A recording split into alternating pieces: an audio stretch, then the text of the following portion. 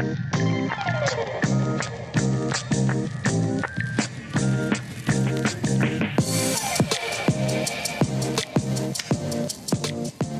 first issue is extremely important to Kendall, Haley, and myself because it's the first one where we, as editor-in-chief and creative director and publisher, are showing what we want to do this year.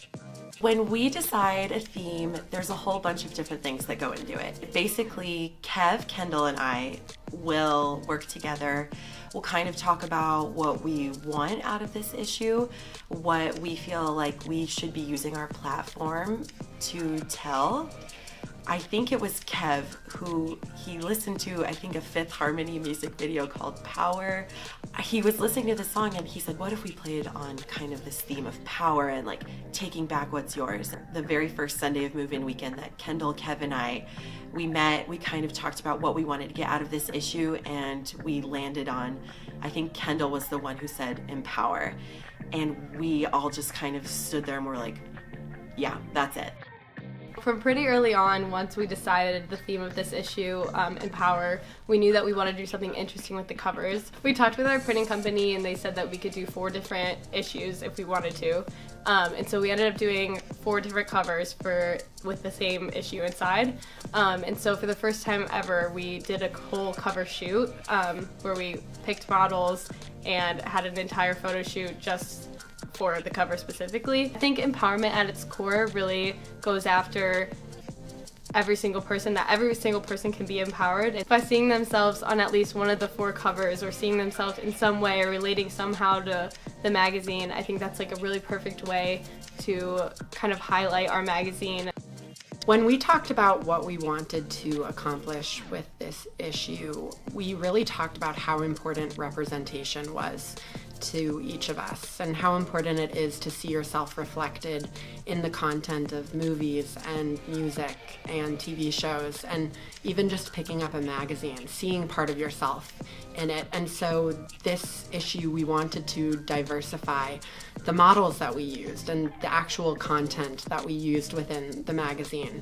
And a big part of that was, you know, telling stylists and photographers to even just walk up to people in their class and say, I know this might be awkward, but I'm a part of Up Magazine.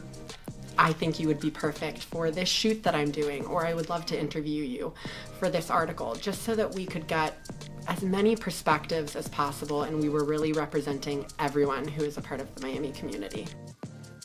I really love how specifically within this print issue that we've had a wide array of topics. So for example, Julia Plant interviewed an international student named Helen and kind of asked her, you know, how do you feel about being an international student on Miami's campus? How do you feel like you could feel more confident, feel more empowered?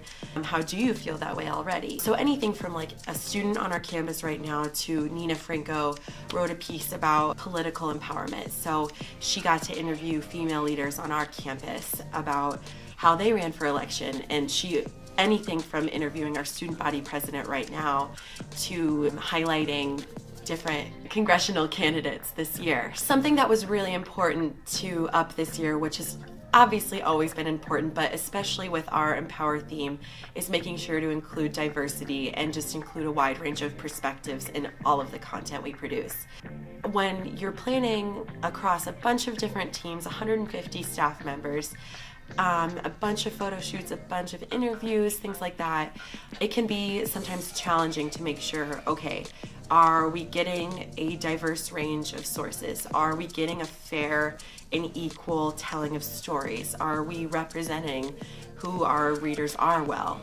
That was a big priority to us this year, was making sure we got to include this wide range of perspectives and this diverse take on every issue.